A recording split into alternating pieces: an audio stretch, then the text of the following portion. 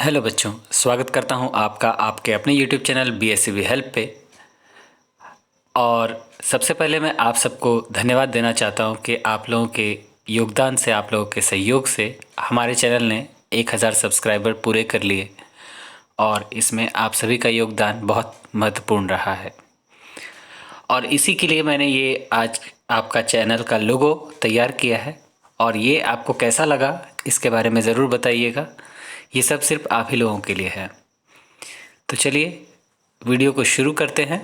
अगर आप हमारे चैनल पर नए हैं तो चैनल को सब्सक्राइब अवश्य कीजिए। वीडियो पसंद आए तो लाइक ज़रूर कीजिएगा और अपने दोस्तों के साथ इसे शेयर करना बिल्कुल मत भूलिएगा।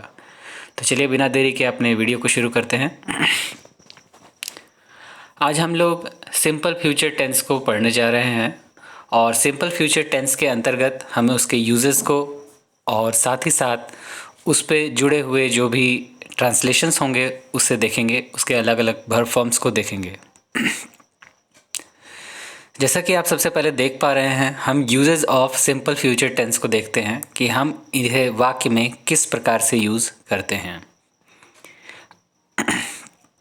देखिए, वाक्य में जैसे हम बढ़ें उससे पहले आप इसके शीर्षक को देखेंगे।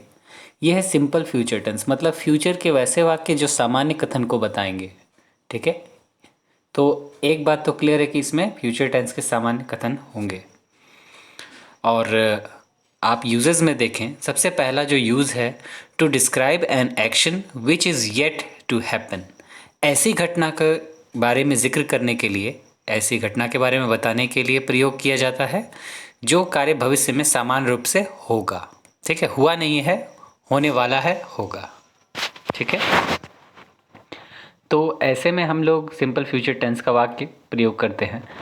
आप लोगों को बच्चों याद होगा, जब मैंने प्रेजेंट टेंस पढ़ाया था, सिंपल प्रेजेंट टेंस, तो उसमें भी मैंने एक बार जिक्र किया था कि सिंपल प्रेजेंट टेंस के वाक्य जो कि भविष्यत काल के होते हैं और उसको हम लोग जब प्रेजेंट में बना सकते हैं, और जो मैंने ये भी बताया था कि उसको हम लोग मीडिया की भाषा में यूज़ करते हैं। तो वैसे टेंसेस भी इसी के अंतर्गत आते हैं, लेकिन उसका अर्थ बदल जाता है। लेकिन यहाँ पर हम थोड़ा सा अलग देखेंगे। जैसे आप देखेंगे यहाँ पर उदाहरण को कि वह मेरी सहायता करेगा।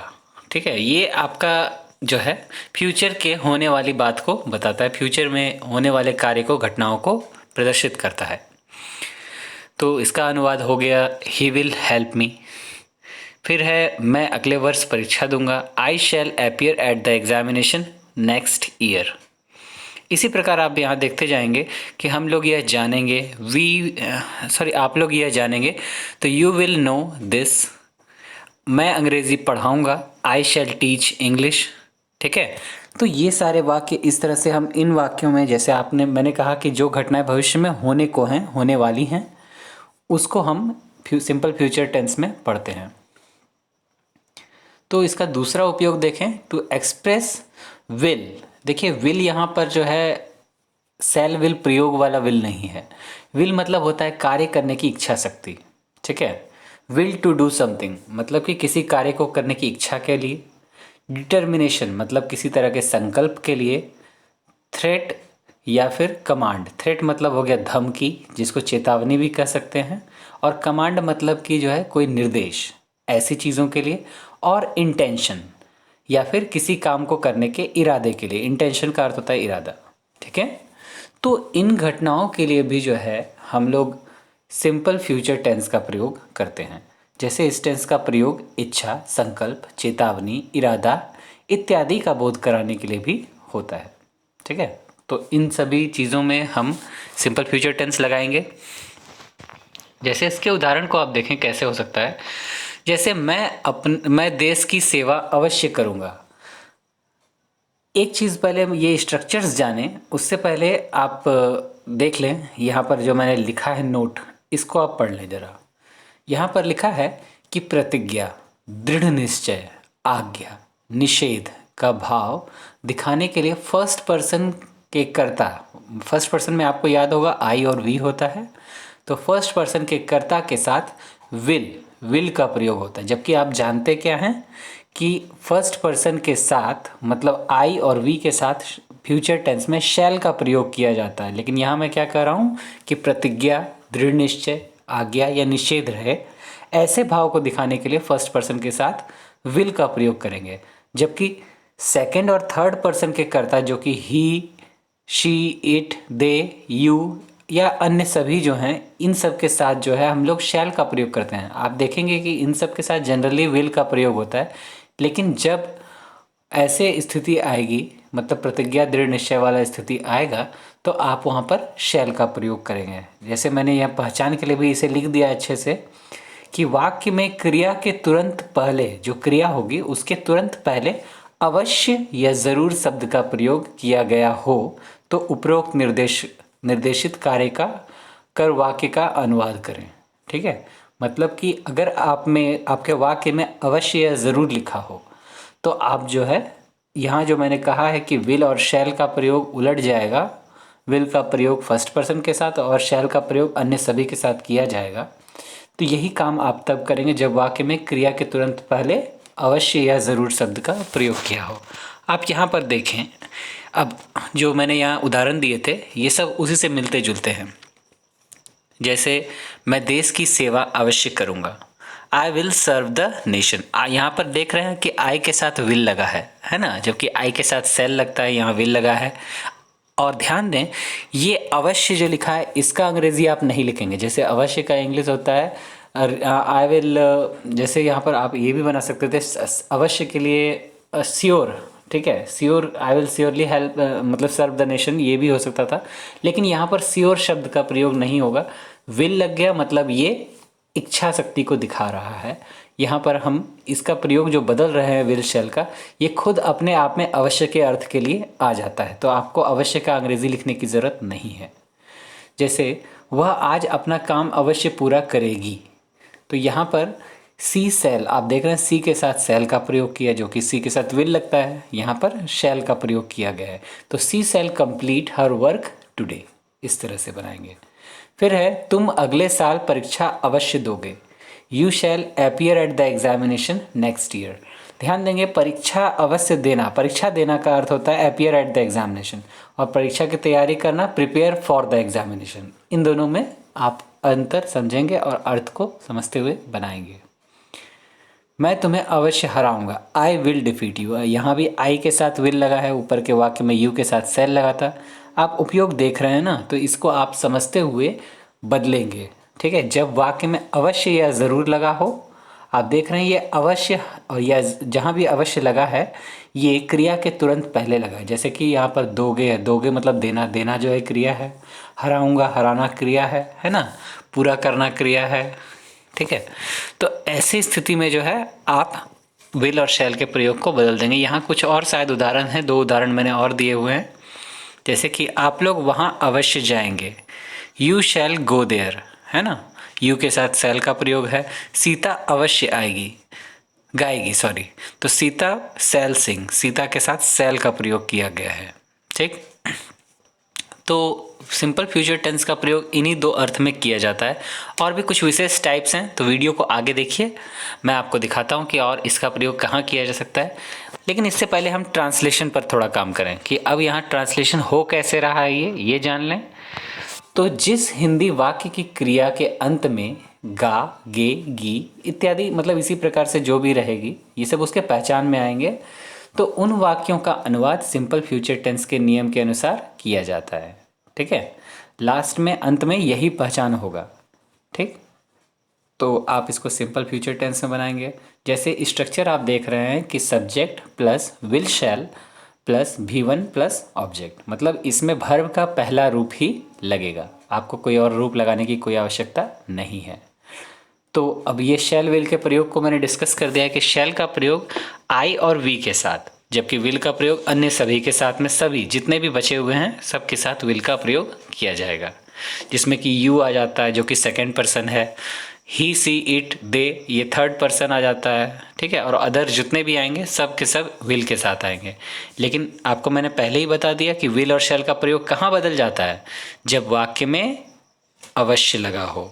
ठीक है, क्रिया के जस्ट पहले अवश्य लगा हो या जरूर लगा हो, तो विल और शैल का प्रयोग आपस में बदल जाता है। जैसे उदाहरण देखें, भारतीय किसान इस साल कड़ी मेहनत करेंगे। Indian farmers will work hard this year. यहाँ पर इंडियन फार्मर वाक्य का सब्जेक्ट है। उसके बाद विल और शैल, क्योंकि फार्मर से थर्ड पर्सन है तो ये आपका विल लग गया। फिर भर्ब है तो भर्ब का होता है वर्क, और हार्ड, वर्क हार्ड कड़ी मेहनत हो गया। और फिर दिस ईयर लास्ट में जो बचा है वो लग जाएगा। इतिहास महात्मा गांधी को स्मरण करेगा। History will remember Mahatma Gandhi. ठीक है, हिस्ट्री हो गया सब्जेक्ट, विल शैल में से विल लग गया क्योंकि थर्ड पर्सन है। ठीक है, और उसके बाद रिमेंबर भर्ब वन और लास्ट में ऑब्जेक्ट, जैसा कि स्ट्रक्चर में हमने लिखा है। फिर मैं अच्छे अंक प्राप्त करूंगा। आई शैल गेट गुड मार्क्स। ठीक है, आई के साथ शैल का प्रयोग और उसके बाद V1 गेट और फिर गुड मार्क्स ऑब्जेक्ट।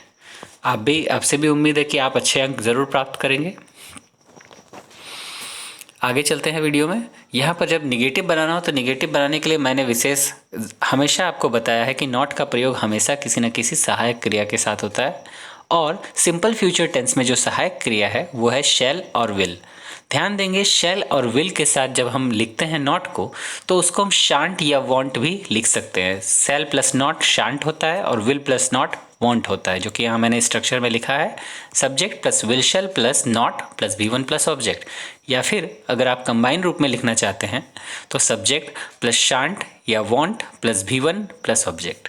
ठीक है, जैसे उदाहरण देखें, वह त्यागपत्र नहीं देंगे, वह त्यागपत्र नहीं देगा। ठीक है, तो ही विल नॉट रिजाइन। त्यागपत्र देना का होता है रिजाइन, रेजिग्नेशन होता है त्यागपत्र देने का पूरा अर्थ, तो ही विल नॉट रिजाइन। ठीक है, फिर है राम का भाई काम नहीं करेगा। Ram's brother want work. Will not को मैंने एक साथ लिख दिया है, राम्स ब्रदर वॉन्ट वर्क। तुम्हारे बच्चे स्कूल नहीं जाएंगे। Your children will not go to school. ध्यान देंगे, बच्चे प्लूरल लिखा है और उसके लिए आप चिल्ड्रन का प्रयोग करेंगे, ना कि चिल्ड्रंस का। चिल्ड्रंस गलत हो जाता है, चाइल्ड का जो प्लूरल रूप होता है वो चिल्ड्रन होता है। चिल्ड्रन कोई प्लूरल रूप करके एस नहीं लगता है, ध्यान देंगे। भारतीय किसान आराम नहीं करेंगे। Indian farmer will not take rest. ठीक है, इस प्रकार से आप वाक्य को बनाएंगे। जहाँ भी स्ट्रक्चर आपने देखा यहाँ पर वो subject plus will shell plus not plus V1 plus object, इस तरह से बनाया गया है। इसी आधार पर मैंने सारे वाक्य बनाए। इंट्रोगेटिव की बात करें तो इंट्रोगेटिव के लिए मैंने बता भी दिया है कि वाक्य में जो सहायक क्रिया होगी उसे आपको सबसे आगे लिखना है। सबसे आगे लिख करके जो है, हम जैसे मेन स्ट्रक्चर था कि subject plus will shell plus V1 plus object, तो यहाँ पर विल शैल आगे आ गया, will shell plus subject plus V1 plus object. और अगर इसी में निगेटिव हो तो नॉट का प्रयोग इंट्रोगेटिव में कहाँ किया था ये भी मैंने आपको बताया है कि या तो सहायक क्रिया के साथ या सब्जेक्ट के बाद। तो आप स्ट्रक्चर में देख पा रहे हैं कि will shell plus subject plus not plus V1 plus object, या फिर नॉट को चाहे तो शांट या वॉन्ट के रूप में लिख सकते हैं, plus subject plus V1 plus object. ठीक है, जैसे यहाँ प्रश्न पूछा जा रहा है इंट्रोगेटिव में कि क्या आज वर्षा होगी, विल इट रेन टुडे। ठीक है, वर्षा होने के लिए इट का प्रयोग करते हैं, ये मैंने कई बार आपको बताया है। तो विल इट रेन टुडे। अगला है, क्या तुम मुझे कुछ दोगे। विल यू, यहाँ यू छूट गया था, मैंने अलग से लगाया है, तो will you give me something. ठीक है, will you give me something. फिर है, क्या वह तुम्हारी बात सुनेगी। Will she listen you. यहाँ पर आप लिसन टू यू भी लगा सकते हैं, वो भी सही होगा। ठीक है, विल शी लिसन यू या will she listen to you. फिर है, क्या वह अपनी साइकिल नहीं बेचेगा। Won't he sell his cycle. देखिए यहाँ पर विल ही नॉट भी लिखा जा सकता है, will he not cell his cycle, मैंने यहाँ लिखा है want he sell his cycle, दोनों सही हैं। क्या लता और आशा साथ साथ गाना नहीं गाएंगी। Will Lata and Asha not sing together. ठीक है, आप यहाँ भी नॉट साथ में लिख सकते थे, वॉन्ट बना सकते थे। फिर क्या आपके दोस्त लोग इस बात को नहीं जानेंगे। Will your friends not know this matter. इस बात का इंग्लिश मैटर होता है। ठीक है, इस तरह से आप बनाएंगे। क्वेश्चन फॉर्म की बात करते हैं तो इसी इंट्रोगेटिव स्ट्रक्चर के आगे आपको बस क्वेश्चन वर्ड लगा देने। जो भी क्वेश्चन वर्ड्स आप जानते हैं वो इनके आगे प्रयोग होंगे सबसे पहले। तो स्ट्रक्चर क्या बन जाएगा, question word plus shell will plus subject plus V1 plus object. और अगर इसी में निगेटिव हो तो सब्जेक्ट के बाद आप नोट लगाइए या शांट फॉन्ट का प्रयोग कीजिए। तो स्ट्रक्चर क्या हो जाएगा, question word plus shell will plus subject plus not plus V1 plus object. ठीक है, जैसे कि आप यहाँ देख पा रहे हैं कि मैं क्यों पश्चाताप करूँगा। पश्चाताप करना का इंग्लिश होता है रिपेंट। वाई शैल आई रिपेंट। ठीक है, आई के साथ सेल का प्रयोग होता है, तो वाई शैल आई रिपेंट। सीता कब लंदन से आएगी। When will Sita return from London, या फिर आप कम फ्रॉम लंदन भी लिख सकते हैं।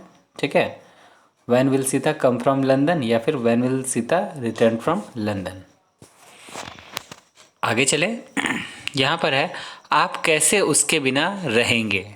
How will you live without him, या हिम की जगह हर भी आप प्रयोग कर सकते हैं, क्योंकि यहाँ पर उसके लिखा है, जिससे ये अर्थ स्पष्ट नहीं होता कि ये पुल्लिंग के लिए प्रयोग हो रहा है या स्त्रीलिंग के लिए। दोनों के लिए सेम होता है।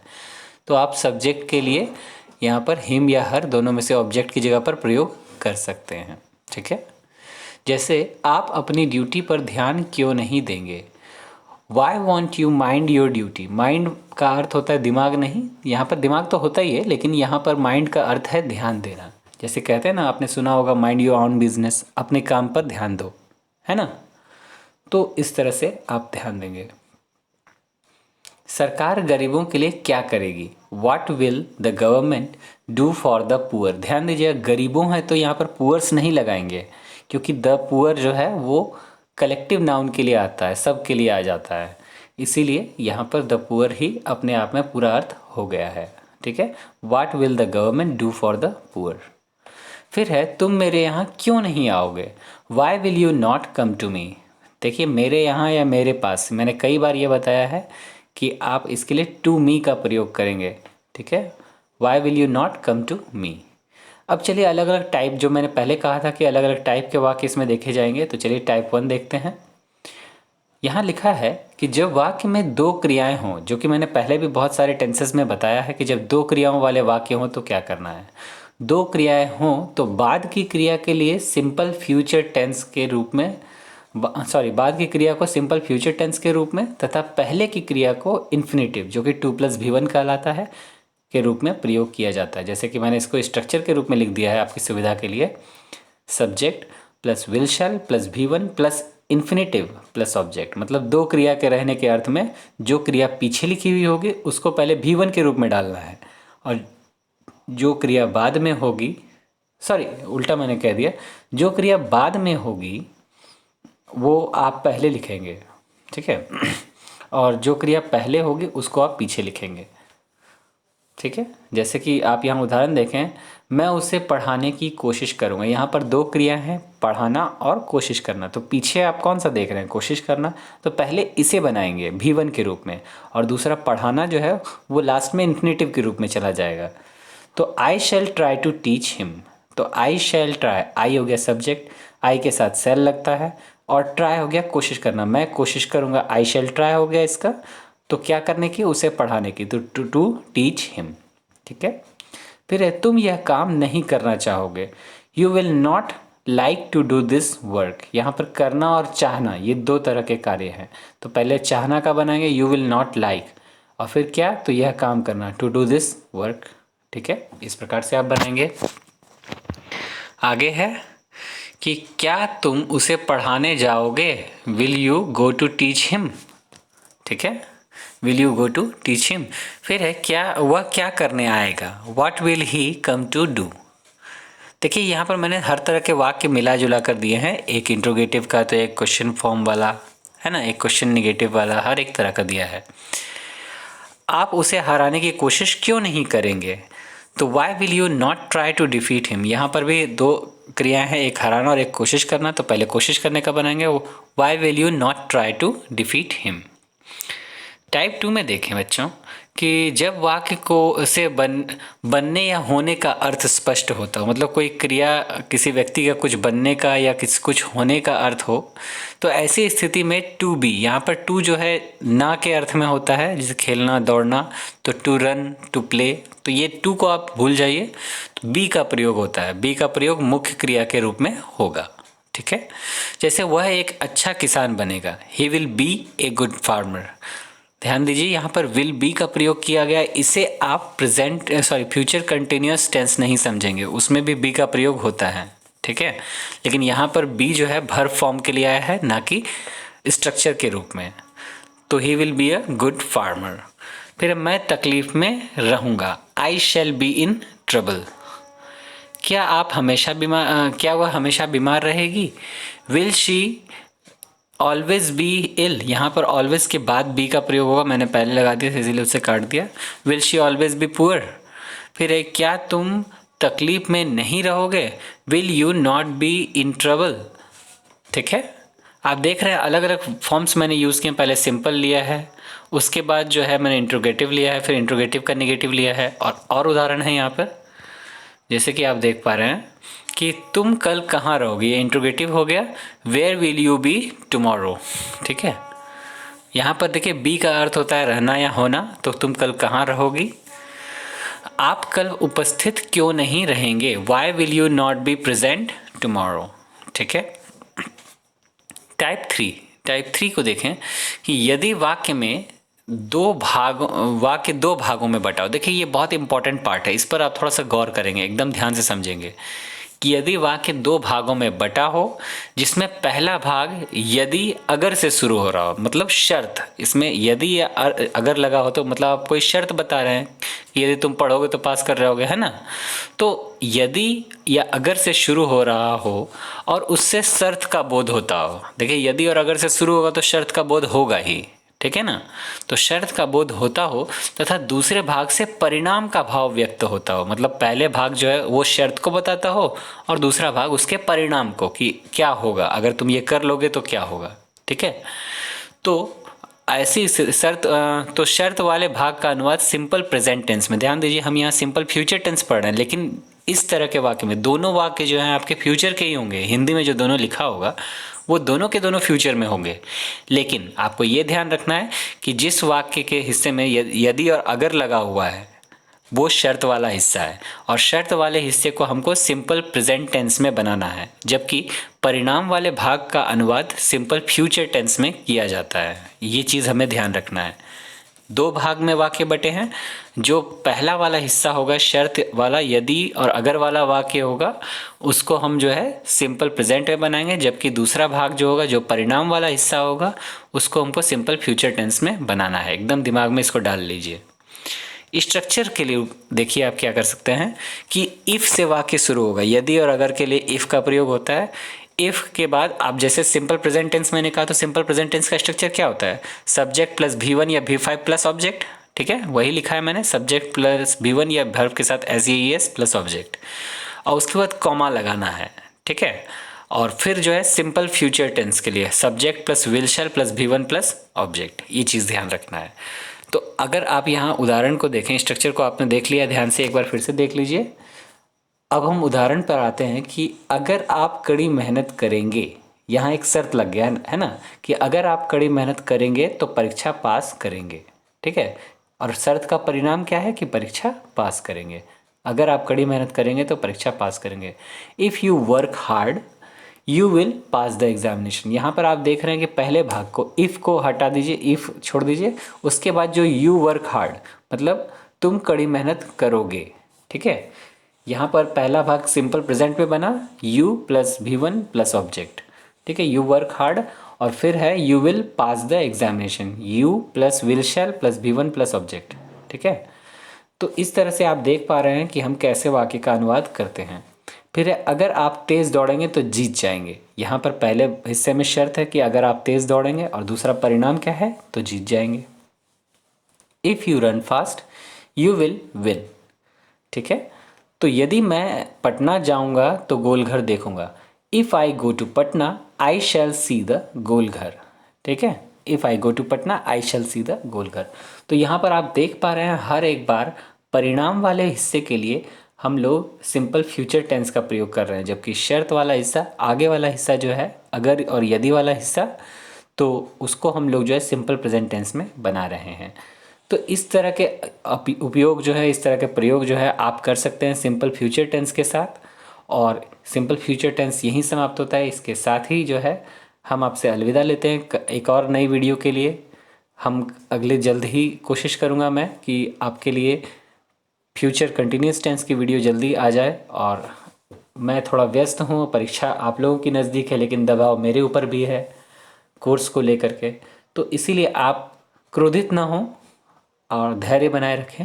जल्द ही आपके कोर्स को कंप्लीट किया जाएगा, मैं इसके लिए पूरी तरह से प्रयासरत हूँ।